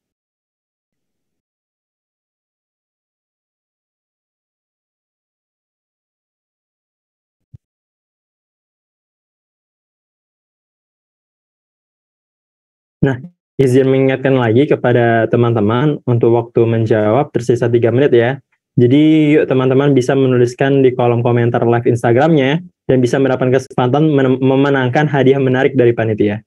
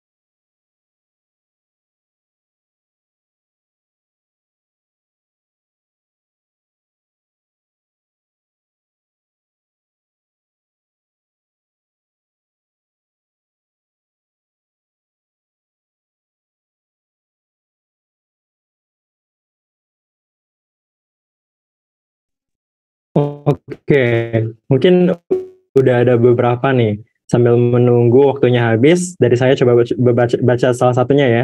Jadi di sini udah ada dengan username Farel_Purwoko. Dari dia bercerita, aku butuh banget nih detox kan. Soalnya kalau lepas HP jadi kayak deg-degan gitu.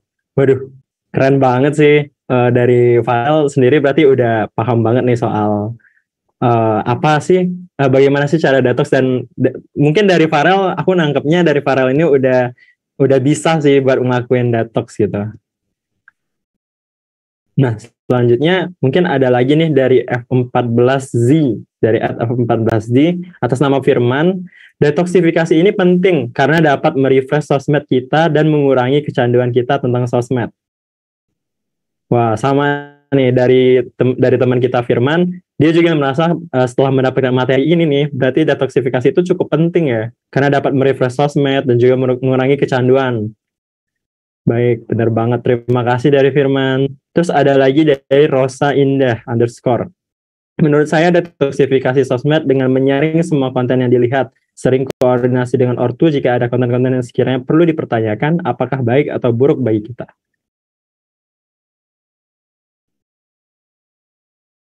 Wah, dari teman kita Rosa ini juga menurut dia bahwa detox itu juga bisa menyaring konten yang dilihat-lihat nih. Jadi bisa buat ngedetox atau mengurangin apa aja yang kira-kira ya nggak penting gitu kali ya dari Rosanya. Apa yang nggak penting di Instagram itu bisa buat disaring dan bisa dieliminasi gitu. Terus ada lagi dari Shirley.Indrayana. Shirley, untuk menghindari pengaruh negatif kalau kali ini yang membahayakan diri atau mengganggu produktivitas sehingga ada keseimbangan dengan kehidupan di luar media sosial. Setuju juga sama Shirley nih, karena menurut Shirley tentang keseimbangan nih, menyinggung soal keseimbangan yang mana itu ya lumayan penting karena bagaimanapun juga kehidupan kita yang sebenarnya itu di luar media sosial kan. Jadi memang harus ya dipikirin juga, jangan hanya terpaku fokus sama apa yang ada di dalam HP kita aja. Mungkin seperti itu maksudnya. Nah, kemudian ini sudah banyak banget. Ada lagi nih dari Rizda WLN. Menurutku perlu karena bisa menjaga kesehatan mental, terutama menghindari yang namanya FOMO.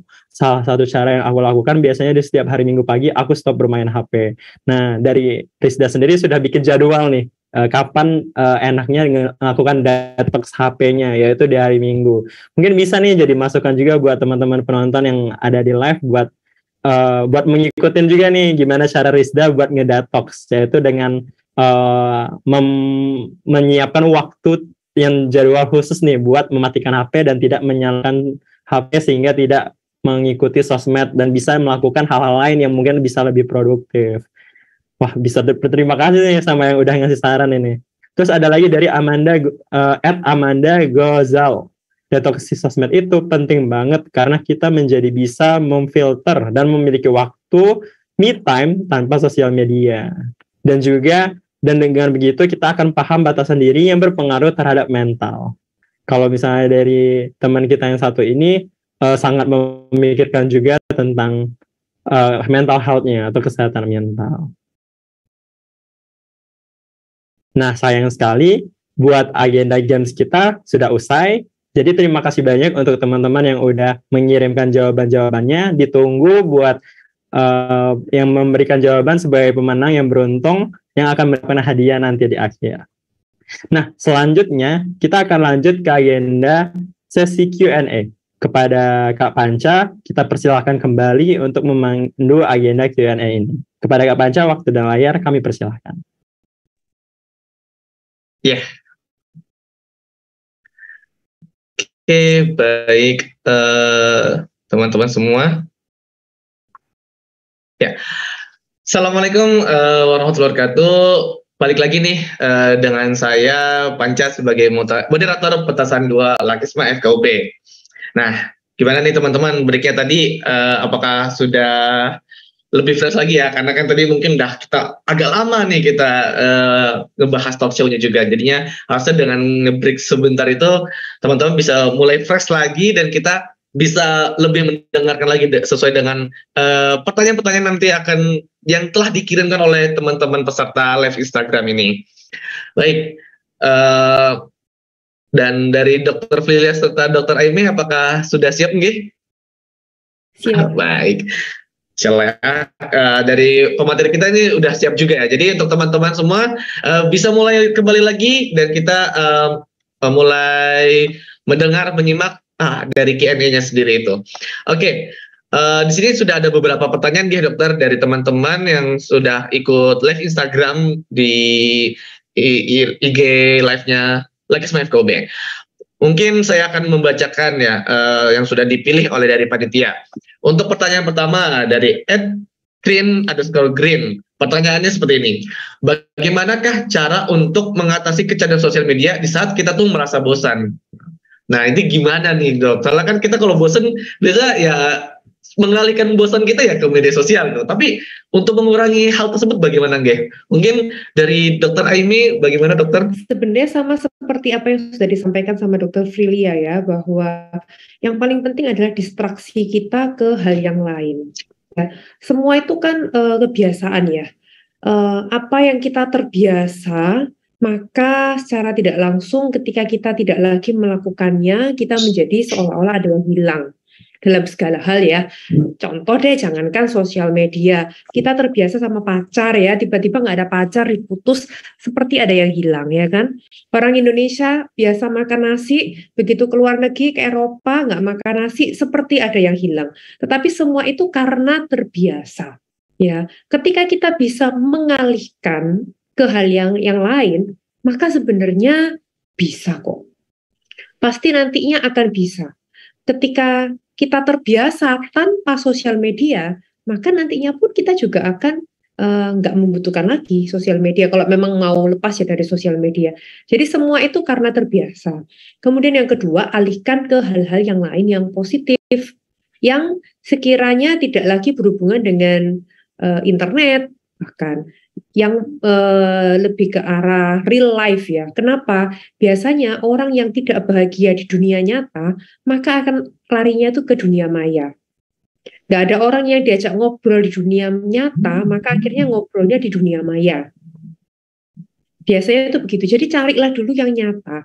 Misalnya, biasanya di sosial media sekarang apa? Oke, sekarang mungkin main futsal, atau mungkin yang cewek yoga dialihkan ke olahraga, atau mungkin goes, bersepeda. Coba alihkan ke hal-hal yang lain, karena sebenarnya di dunia ini banyak banget hal yang bisa kita lakukan.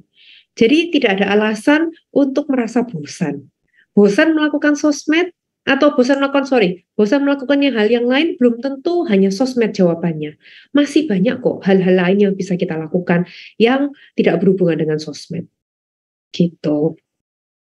Ya, baik. Terima kasih Dokter Aimi atas jawabannya. Jadi kita bisa mengalihkan ke sesuatu yang lebih positif gitu loh. Jadi atau mungkin kayak hobi-hobi kita ataupun kegiatan-kegiatan positif lainnya ya. Jadi nggak harus selalu melulu tentang sosial media. Baik, mungkin dari Dokter Frilia bagaimana nih? Apakah ada tambahan? Ya, tadi Dokter Aimi juga sudah menyampaikan ya, distraksi itu sebenarnya menjadi sangat penting ya. Selain itu, perlu juga kita tuh melatih diri kita tuh, misalkan kayak gini. Hari ini tuh saya sudah menggunakan sosmed berapa lama ya gitu. Kayaknya udah berlebih deh dari alokasi waktu yang seharusnya saya rencanakan gitu, atau yang sudah saya jadwalkan. Sehingga jadi kita harus membiasakan diri untuk berhutang, mengkompensasi. Oke, saya hari ini berlebih 1 jam. Berarti besok saya nggak bisa tuh menggunakan waktu saya, misalkan saya alokasikan waktu 2 jam untuk berselancar, tapi saya hari ini saya menggunakan waktu 3 jam gitu ya. Artinya kan lebih sejam. Jadi besok saya harus mengganti saya nggak bisa menggunakan 2 jam saya untuk menggunakan sosial media gitu. Karena saya sudah menggunakannya berlebih kemarin. Maka hari ini atau besoknya saya harus mengganti aktivitas itu dengan aktivitas fisik gitu yang bermanfaat. Nggak tahu itu olahraga, nggak tahu itu jalan-jalan gitu ya. Kemudian buat untuk terapi perilaku ya, untuk mencapai target perilaku yang diinginkan, rekonstruksi skema itu menjadi sangat penting. Jadi kayak tadi itu mengkompensasi dengan suatu aktivitas yang tadinya berlebih di hari itu, kemudian besoknya dikurangi penggunaan kita, itu juga perlu dilatih dengan merekonstruksi skema itu gitu loh.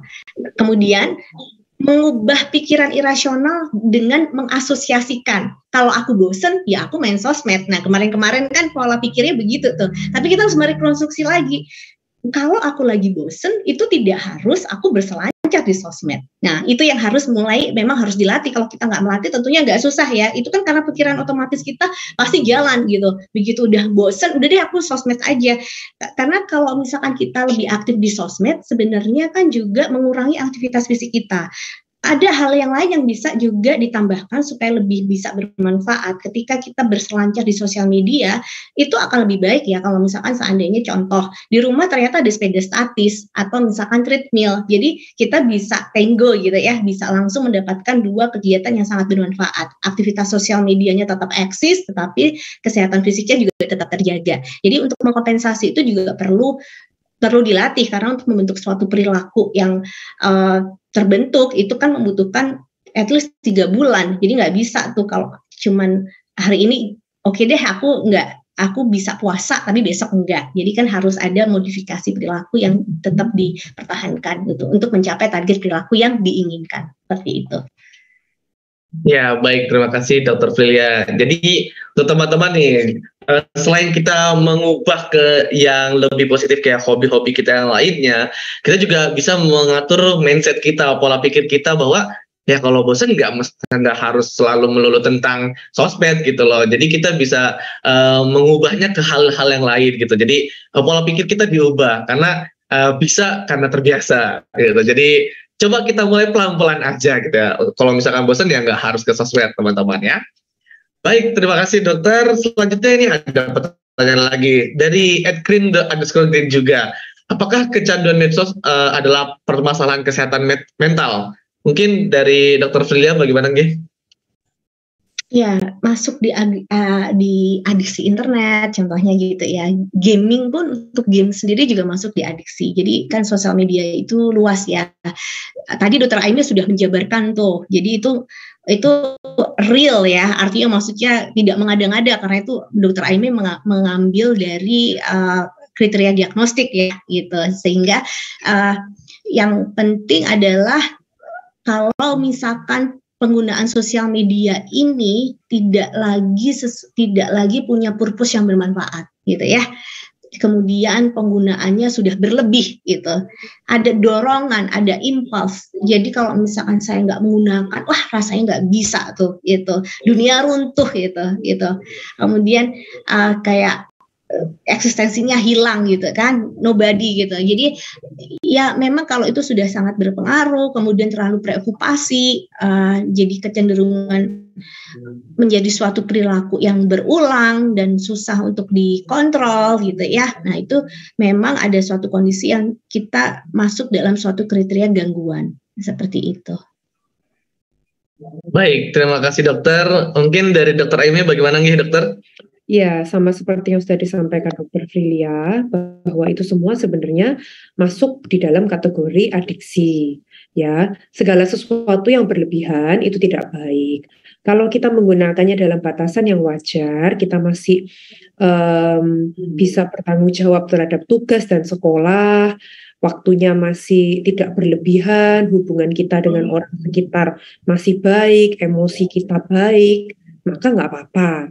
Tetapi bila penggunaan dari sosial media membuat kita mengabaikan sekolah atau pekerjaan kita, hubungan kita dengan orang lain terganggu karena dimarahin pakai sosmed terus, atau mungkin emosi kita jadi cranky, jadi mudah marah kalau kita nggak pakai sosmed, ya, kemudian kita jadi terus-menerus nambah jumlah waktu penggunaan sosial medianya sampai akhirnya kita menjadi, itu tadi yang adiksi ya, tapi dari adiksi ini bisa juga kita menjadi gangguan depresi kalau ada terjadi bully, atau mungkin kita membandingkan diri kita dengan orang lain, atau mungkin kita jadi cemas karena kita mendapatkan komentar-komentar yang negatif di sosial media. Maka hati-hati, bisa jadi itu tidak membawa dampak baik, malah dampak yang buruk. Jadi gangguan mentalnya bisa adiksinya saja, tapi bisa juga akhirnya berkembang menjadi depresi, cemas, atau mungkin social phobia, fobia sosial, takut ketemu orang karena udah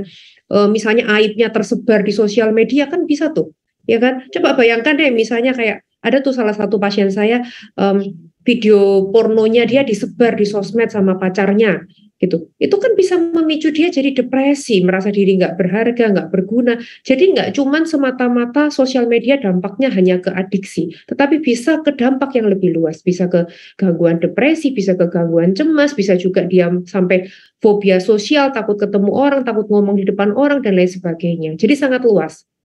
Jadi kita yang harus bijak dalam penggunaan sosial media. Ya, baik. Terima kasih Dr. Aimee dan Dr. Filia. Jadi memang permasalahan ini tuh cukup kompleks juga ya akhirannya, karena nggak hanya masalah ke adiksinya saja, tetapi juga bisa ke masalah-masalah kesehatan mental lainnya seperti depresi dan lain sebagainya. Jadi untuk teman-teman, kita diharapkan ya bisa lebih bijak lagi dalam menggunakan media sosial.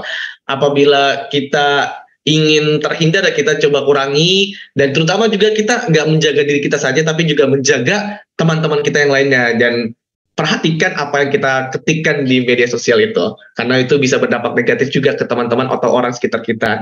Baik, sebelumnya mohon maaf izin mengingatkan, ini karena waktunya sedikit lagi, jadi tapi masih ada 2 pertanyaan dokter, jadi agak bisa kita percepat untuk menjawabnya, karena ada 2 pertanyaan. Jadi untuk pertanyaan yang selanjutnya ini dari @farel_purwoko, di mana dia mengatakan bahwa saat ini tuh banyak banget konten negatif yang bertebaran, tidak terkecuali untuk anak-anak, dan beberapa orang tua akhirnya tuh merasa khawatir serta berusaha untuk selalu memeriksa gadget anaknya, tapi malah ada penolakan yang agresif gitu dari anaknya atau kayak tantrum gitu. Nah, solusinya nih kayak gini bagaimana nih dokter? Mungkin dari Dokter Aimee? Ya, tergantung usia anak ya. Kalau anaknya sudah dewasa, ya udah bukan anak-anak ya kalau udah dewasa. Tapi kan ada tuh orang tua yang overprotective sampai anaknya dewasa aja masih dicekin tuh, ada loh kayak gitu. Ya itu menurut saya udah nggak tepat ya. Tapi kalau anaknya puber, biasanya udah harus mulai dilepas. Karena gini, kalau kita anak-anak, kita tuh memang pasti masih attach ke orang tua ya. Tapi seiring dengan usia, semakin anak beranjak remaja, dewasa, dia akan semakin melepaskan diri dari orang tuanya. Dan juga orang tuanya juga nggak boleh terlalu overprotective, karena itu akan membuat dia menjadi tidak nyaman, merasa minder, karena harusnya kalau anak remaja dia sudah mulainya itu bergesernya ke social pressure, dia kepengen diterima oleh teman-temannya, sehingga kalau orang tua terlalu overprotective, terlalu mengontrol, nanti temannya pada takut semua. Gitu. Jadi orang tua perlu bijak tergantung usia anak. Pada batasan usia anak yang memang masih di bawah 17 tahun, ya memang tidak disarankan pakai sosmed. Tapi kalau ternyata anaknya sampai pakai sosmed, ya masih perlu dikontrol. Tapi kalau anaknya sudah di atas 17 tahun, ya jangan mengkonekkan handphone, udah dewasa ya, jangan mengkonekkan handphonenya orang tua ke handphone anak. Menurut saya itu tidak bijak, karena nggak ada privacy. Mungkin yang bisa orang tua lakukan adalah berteman dengan anak di sosial media. Jadi orang tuanya follow IG atau TikToknya anaknya, jadi tahu apa tuh yang diposting sama anaknya. Kalau masih follow, nggak apa-apa, karena nggak mengganggu privasi anak. Dari sana kan Anda bisa mengontrol, orang tua bisa melihat apa nih yang diposting sama anakku. Dia berteman sama siapa aja kan juga kelihatan. Mungkin itu ya, tapi jangan sampai masih dikonekkan, nanti anaknya nggak nyaman. Menurut saya sih begitu. Ya baik, terima kasih dokter. Jadi memang harus ada batasan di mana adanya ruang privasi untuk mereka yang sudah dewasa ya dokter ya. Baik, selanjutnya mungkin dari Dokter Filia. Tadi udah dijelaskan panjang ya, saya singkat aja. Jadi yang tentunya itu harus dikomunikasikan ya sama si anak. Misal kalau memang memang kalau anak masih di bawah umur, dalam supervisi orang tua ketika dia harus mengkonekkan, itu memang atas izin anak gitu. Nah itu penting tuh, itu rule utama gitu.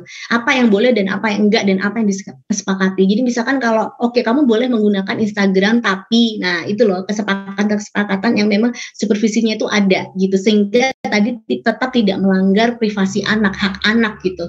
Nah kemudian perlu juga orang tua juga punya literasi ya tentang teknologi itu sendiri. Kadang-kadang orang tua juga sering tergagap-gagap ya tentang teknologi itu sendiri. Sehingga orang tua juga mesti paham juga tentang kebutuhan si anak, karena kalau kita dalam perkembangan psikososial, kebutuhannya itu tidak lagi berelasi untuk dipenuhi oleh orang tua gitu, tetapi lebih kepada teman sebaya yang tadi Dokter Aimee sampaikan terkait dengan social pressure-nya juga itu berkorelasi gitu ya.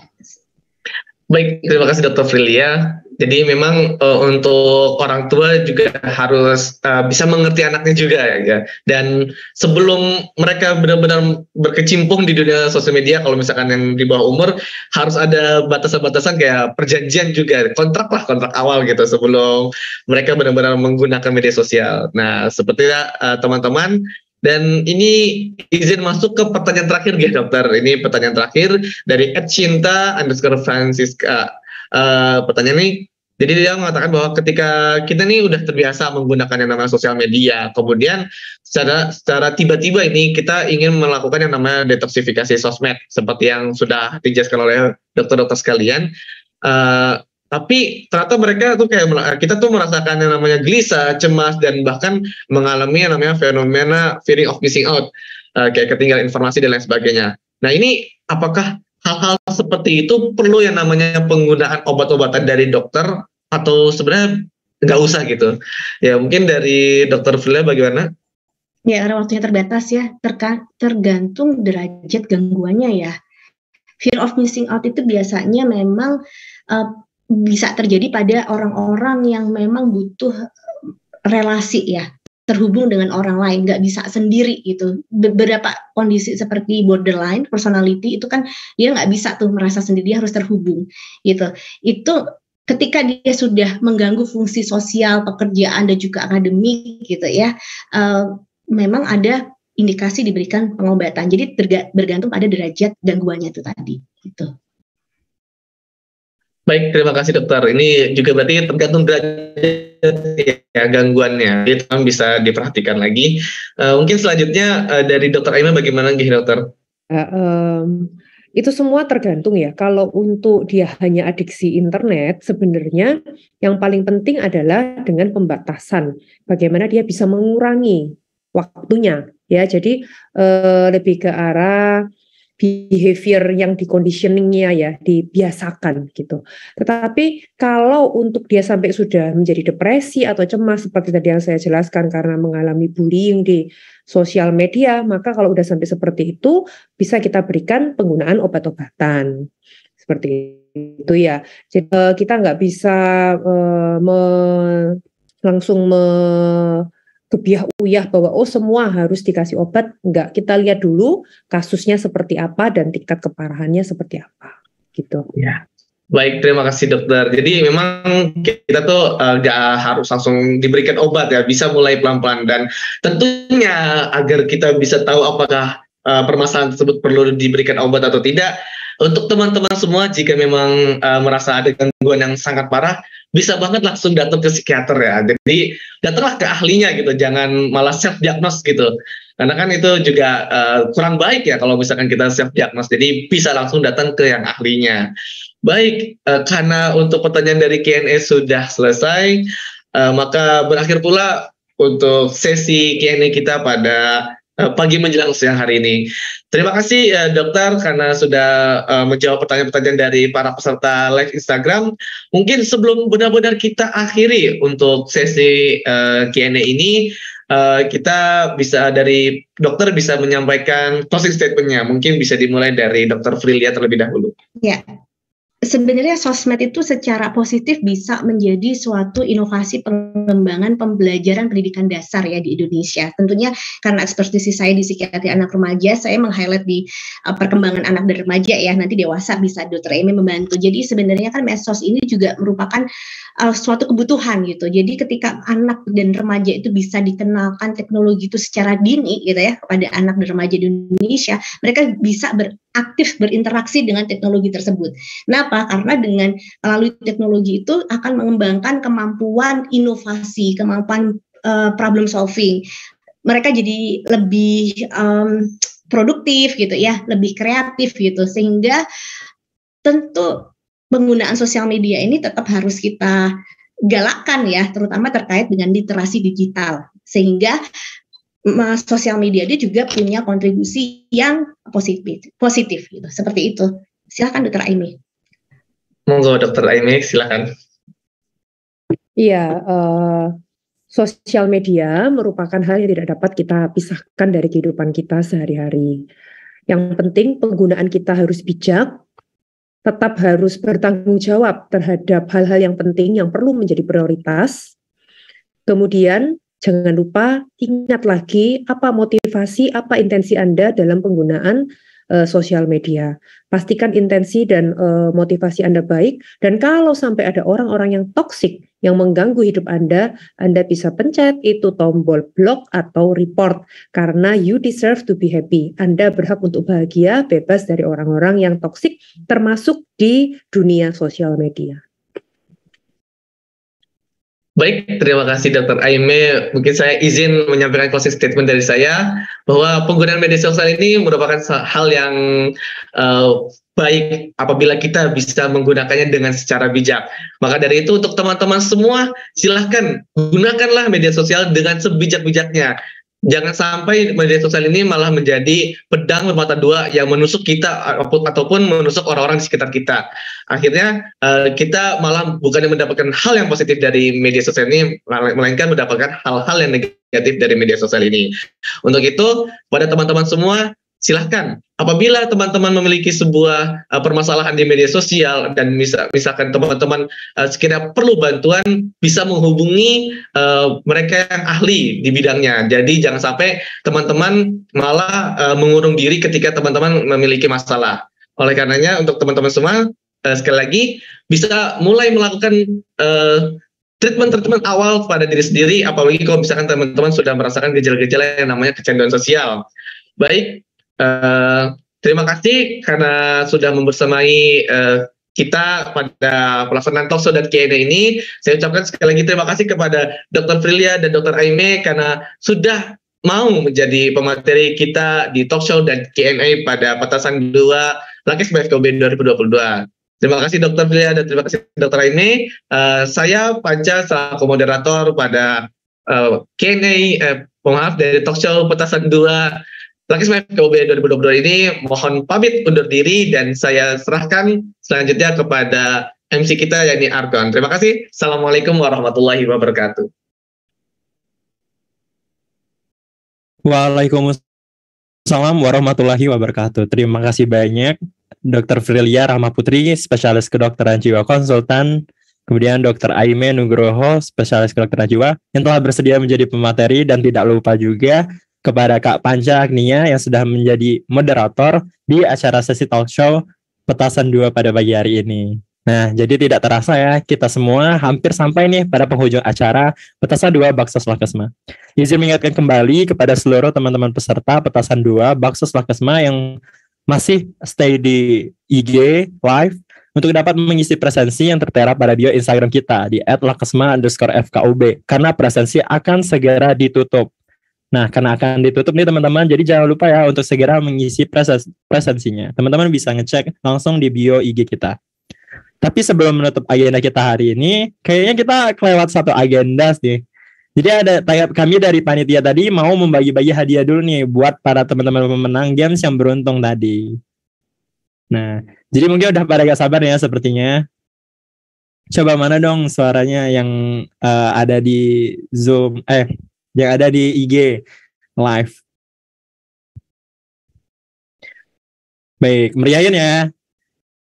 Jadi untuk nama-nama pemenang, peserta pemenang akan saya bacakan. Mulai dari yang pertama, selamat kepada username @risdawln.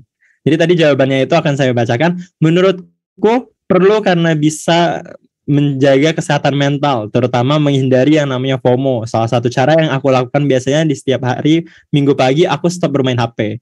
Nah, ini dari @risdawln. Selamat kepada @risdawln ini. Nah, kemudian ini tinggal sendiri, jadi ada 2 pemenang. Untuk pemenang yang kedua, selamat kepada @amandagozl. Nah, jadi dari jawabannya si yang punya IG ini, yaitu detoxis sosmed itu penting banget sih, karena kita menjadi bisa memfilter dan juga memiliki waktu me time tanpa sosial media. Dengan begitu, kita akan paham batasan diri yang berpengaruh terhadap mental health. Cara mengelola medsos dengan baik adalah yang pertama, paham akan kebutuhan diri, seperti sosmed itu buat apa, apakah berguna untuk kita, dan lain-lain. Kemudian yang kedua, itu kita melakukan batasan pengguna sosmed. Jadi selamat kepada @amandagozl sebagai pemenang kedua yang mendapatkan surprise atau hadiah dari sesi games tadi.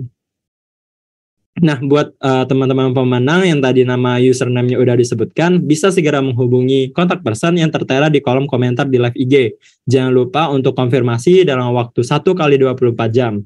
Karena kalau tidak konfirmasi, nanti hadiahnya bisa hangus nih. Jadi sayang banget kan kalau teman-teman nggak segera melakukan konfirmasi ke kontak person-nya.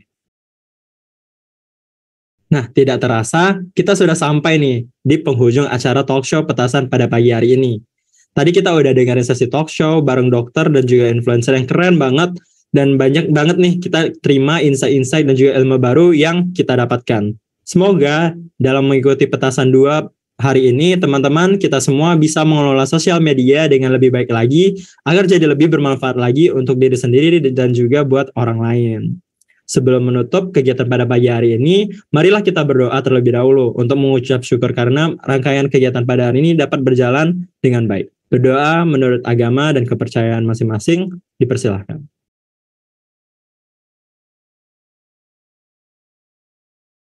Amin ya rabbal alamin, sesungguhnya tidak ada kata akhir dalam berdoa. Nah, sayang banget nih, karena kita benar-benar harus berpisah nih di sini. Tapi teman-teman gak apa-apa, jangan khawatir, karena Baksos Lakesma FKUB akan diadakan lagi tahun depan dengan rangkaian yang gak kalah menarik tentunya. Jadi, jangan lupa disiapkan lagi teman-teman buat acara petasan Baksos Lakesma FKUB di tahun depan. Sampai jumpa semuanya, have a great weekend.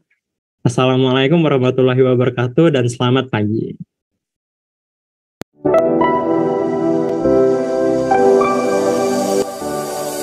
I never saw it coming, I couldn't read the signs. I don't know why I let you in this time, I must be blind. I guess I couldn't trust you, cause all you did was lie. Oh no, I have to get you off my mind, because of you.